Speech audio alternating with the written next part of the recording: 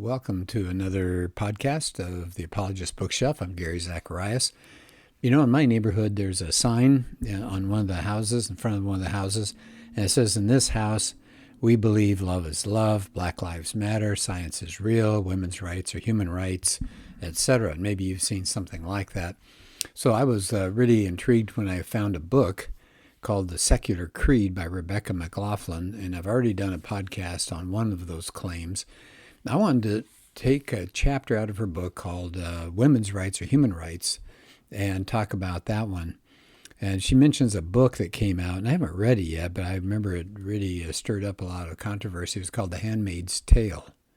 Margaret Atwood wrote this, and it imagined that the United States got taken over by a pseudo-Christian sect, and all the women are good for is to be basically barefoot and pregnant.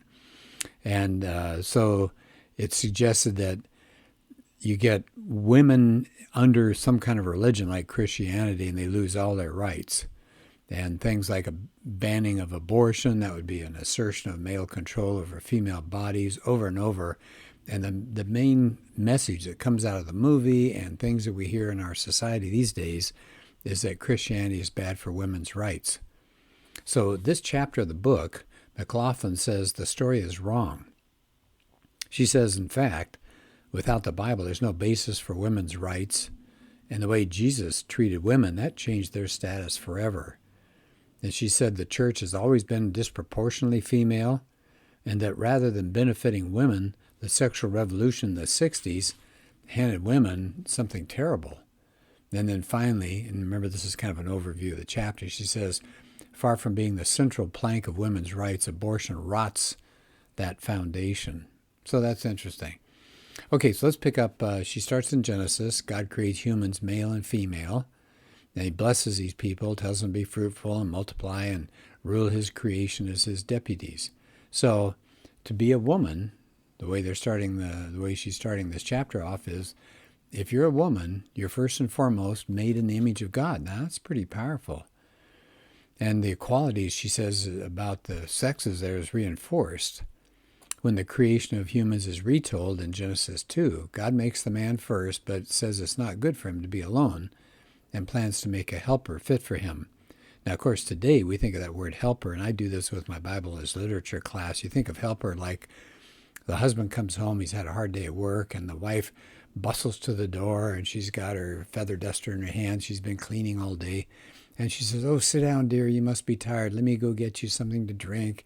Here, put your shoes away. I'll get your slippers. Oh, that kind of helper."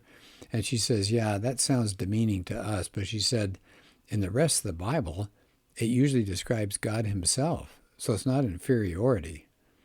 And I think that's so true. In fact, I heard they said a better translation of that word helper would be ally. And you think about going to war, you want an ally who's strong and will be as a huge help to you. And so God himself is called a helper. So that's a lot different than people think that's going on in the Genesis story. She says, if evolution is the only origin story, if that's true, then we don't have any natural rights. We're just like chimps and hyenas and spiders, they don't have any rights. Well, all we have is the strong triumphing over the weak. And since men are stronger than women, then how can we say women are equal to men? And if we're here, women are only here to propagate DNA, then how can you say rape is wrong? She said, feminists object to women being treated like wombs on legs, valued only for reproductive power. But if evolution is the only origin story, that's exactly what women are. They're just a method, a means to get DNA into the next generation.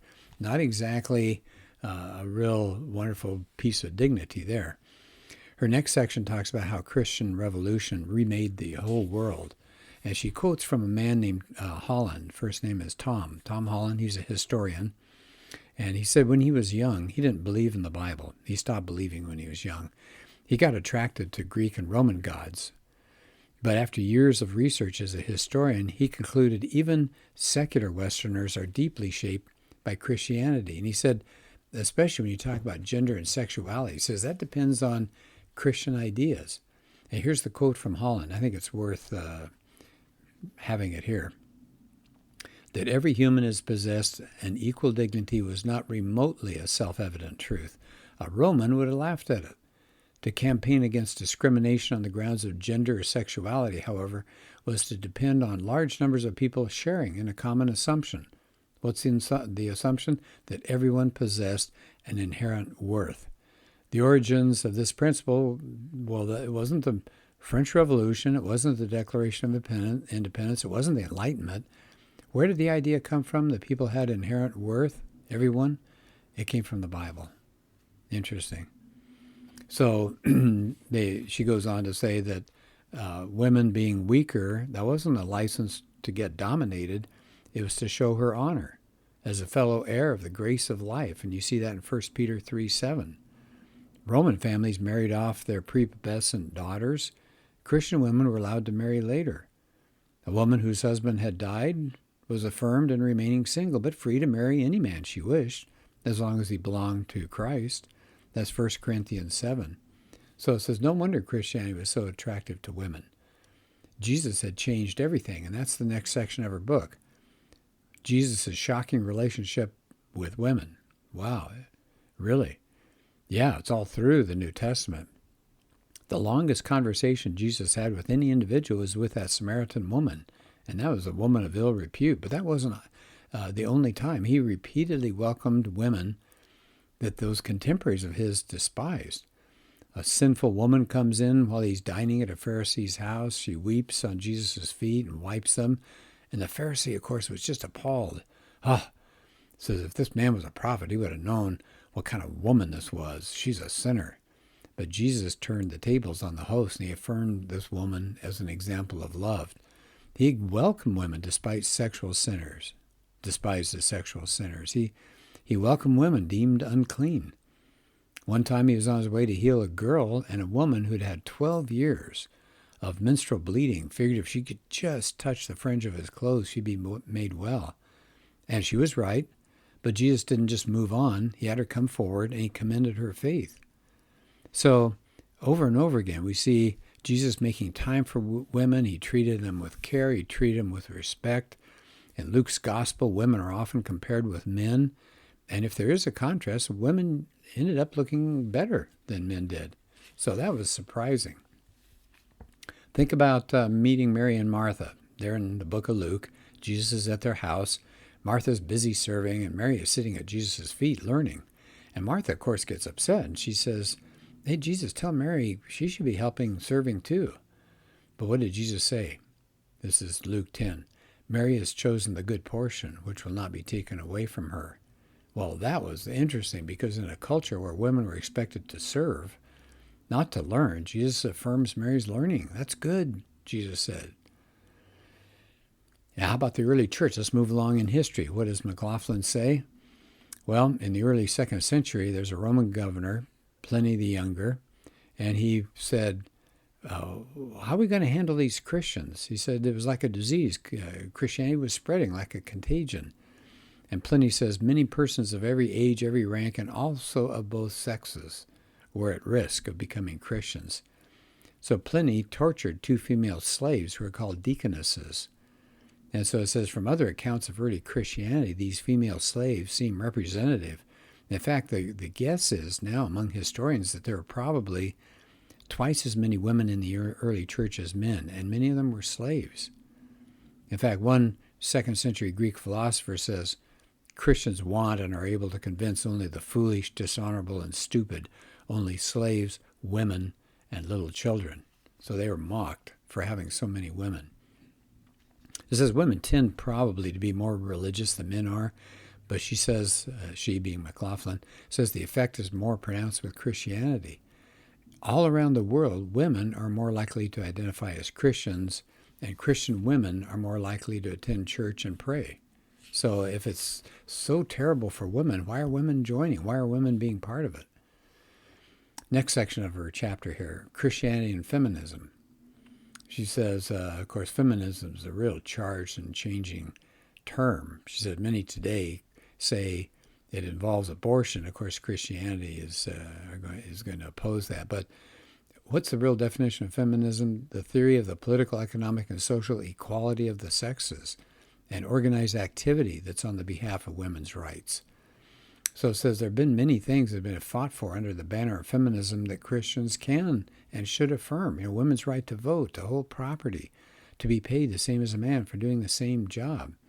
It says, in fact, many of the early feminists, McLaughlin argues, advocated for women's rights because they were Christian. So she says, I'm happy to call myself a feminist, even if I have to explain what I do and I don't mean. I do believe women are equal to men. She says, I believe we should have many opportunities that have historically been denied to us, and we should be paid the same salary for the same work. But she says, instead of seeing abortion rights as a central plank for the feminist structure, she thinks its central plank should be the cross. She references Paul here, who calls husbands to sacrifice for their wives. That's in Ephesians. He says they should sacrifice themselves like Jesus did on the cross. And she says, if you make husbands and wives interchangeable, you lose the gospel message that marriage is designed to preach. And she said we do violence to the word of life to which women have been drawn for millennia. She said, of course, men have failed to live up to this vision. They've used ideas in the Bible to subjugate and denigrate women. And she said, unfortunately, some are still doing it. But she said, that's unfair. She said, the failure of Christian husbands to learn and to serve and to love their wives, that comes from ignoring what the Bible really says. So I like that. The Bible upholds women, and when men don't do that, when they treat them badly, they're going against the Bible, not with the Bible. All right, so let's go to a section here. I'm moving along here. What about the fallout? Oh, wait a minute. I want to do one more part here. She talks about the value of women, and she mentions the ideal wife that's described in Proverbs 31. I think that is interesting. If you have a chance, read that. It's the ideal wife. Again, I've gone through that when I teach the Bible as literature. In the original Hebrew, if you do Proverbs 31, the first verse starts with the first letter of the Hebrew alphabet. The second verse starts with the second letter. So basically, it's like A to Z. And so what the writer of Proverbs is saying is the ideal wife is from A to Z, everything about her. And there's so much there about her value as an economic powerhouse. She makes money from her work outside the home. So kind of interesting there. Anyway, let's move to the last section of the chapter here, where she's talking about the sexual revolution. She said, we got sold that was going to be the liberation of women, that men had been finding ways to sneak around marriage, and now with the pill, women could sneak around just as well. And she says, well, the last 60 years, women have gained freedom and opportunities, but she says, what's happened? Their self-reported happiness has declined. Why? She said part of the reason is that you have commitment-free sex being offered today, but it's terrible. She talks about stable marriage correlates with mental and physical health benefits for men and women. Let me stop here for just a second. The Bible's often shown to be, or people see it as a place for people to be unhappy. It's a bunch of rules. It makes people miserable. And yet, if you really take a look, if people follow biblical principles, we're made in a particular way by God. He knows what's best for us. And so you start finding studies showing that people who do follow the biblical pattern for life end up happier and longer lived. So here we go. Stable marriage, one more time, she says, correlates with mental and physical health benefits for men and women. She's got all sorts of footnotes to prove that. She said being married seems to be a particularly significant factor in women's happiness. And she says many studies have shown that for women in particular, the more sexual partners they have, the worse mental health they have. Higher levels of sadness, suicidal ideas, depression, drug abuse. She said that isn't because women are uninterested in sex. Married women are experiencing more and better sex than their unmarried peers do. Isn't that interesting? She said there was a recent study that found that women in highly religious marriages, now what does that mean? Well, couples that pray together and read scripture and attend church. So women in a highly religious marriage were twice as likely as secular peers to say they were satisfied with their sexual relationship. Isn't that interesting? So women in a committed religious Christian marriage are doing far better as far as sexuality goes than women who are not. She said in 2016 there was a study of women in America, and found that highly religious women married to a highly religious man agreed with this statement: it's usually better for everyone involved if the father takes the lead in working outside the home and the mother takes the lead in caring for the home and family. Those ended up being the happiest wives. So those traditional roles that feminists have poo-pooed all these years, they're finding out it's actually made women happier and more content because the man is out doing whatever the job is and the woman's taking care of the kids. How about this one? There was a survey, let's see, this is in 2019. There was a survey that weekly church attendance was associated with better mental health and lower rates of suicide. And she said it was a hugely big difference. It says women who attended religious services weekly were 68% less likely to die what they call deaths of despair, that'd be suicide or drug overdose or alcohol, than people who had never attended at all. Okay, let me say that one more time. Women who attended religious services weekly were almost 70% less likely to die of a death of despair. So I will end at that point. The chapter goes on a little bit. She does talk about abortion, but just because of time, I will cut it off at this point. So again, the book is called The Secular Creed. It takes on 5 different claims that we hear today a lot. One is Black Lives Matter. The second, love is love. Women's rights are human rights. She takes on the transgender issue and the gay rights issue. So this is a book that's up to date, right on the things that we hear about all the time. It came out in 2021, so it's pretty new. And I would highly recommend it. It's short but punchy. A lot of good material. Well, have a good rest of your day, and thanks for listening.